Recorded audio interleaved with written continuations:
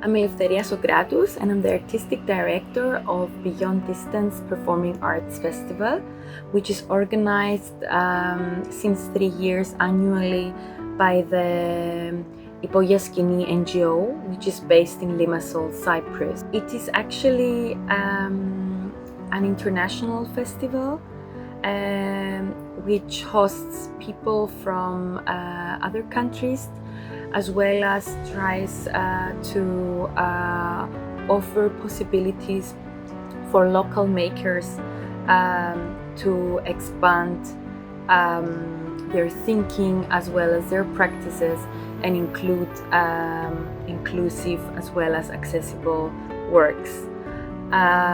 Last year we had actually 2 new productions which have implemented 2 very different approaches in terms of accessibility tools. For example, the Bodies We Fall For, it was a documentary theater performance which had on stage sign language translation. They had embedded in the script of the text audio description for blind audiences, and they also have implemented Greek subtitles. And then there was a dance piece by Irini Christofi, which actually they have used also they creatively used the audio description on stage live with the performers explaining who they are, what they're wearing, and they have also used, for example, the costumes making sounds in order to inform a blind audience where they're in space. And for the speech text, there was also a sign language translator.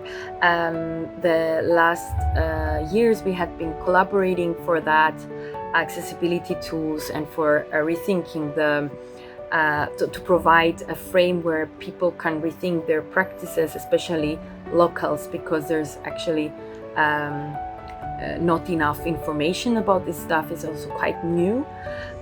We had been collaborating with Liminal, which is a company based in Athens, and especially with Christos Papamichail, the artistic director of that company, in order to provide the information needed for such work. What we're actually trying to do here is to point out that it is not given that people with disabilities can come to a performance. And I'm not talking only whether there's infrastructure in a building to be able to host people with a wheelchair. I'm in generally talking about not including deaf and blind audiences mainly. And actually the way that most of the performances are promoted, they don't even they might write, for example, what is the language of the piece, or maybe for which age is accessible, but they would never say that it is not accessible for blind or deaf audiences, because it is, and that shows actually that it's a kind of normality that they don't belong here. So this is what we're trying to change, or at least create a discourse about it. And I also need to point out that there has been some changes, because, for example, in Thimeli there is since this year, which is like the local funding for theater productions in Cyprus, there has been a change in the funding application, and people, the makers who want to make their work accessible, they can claim extra funding to do that. So that gives already a motivation for makers to include at least or consider these audiences. What we're trying to do is to create a safer space for these audiences to feel welcomed and to feel that they belong in that space and they will have access to be able to participate. In order to do that, this begins already from the promotion. We try to make the promotion as accessible as possible with the given means we have. But we also consider them in the making. We in the new pieces, we had been in contact with the community, and we brought them in the rehearsals, and they had the chance to give their feedback as experts of their bodies and of their needs. And also after the performances, we have asked them to give us their opinion and their feedback in order to be able to become better in the future. One thing that is quite difficult is mainly when we're hosting people from abroad to have enough budget to make it feasible for them to come with an assistant or two in some cases.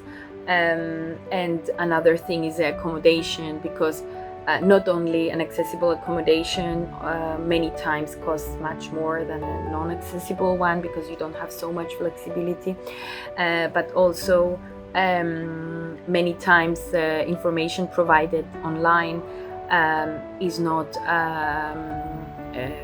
adequate. For example, we have had it that we have been hosting an artist and we had booked an accommodation with an elevator, but right before the elevator there were stairs and they weren't given as information on the platform. So we're trying to highlight all these and to fight for a more democratic way of doing art, of thinking of art, and of in generally being in life. It is very important for us to invite local artists to rethink of their practices, to think of accessibility not as a limitation but as an expansion of their thinking, and as a playground of creativity, and to try to make their practices more rich, and also think of which kind of audiences are their pieces for, who do they include, who not, who do they invite, who not, just to be more aware and more specific of how they reach their audiences and in which way.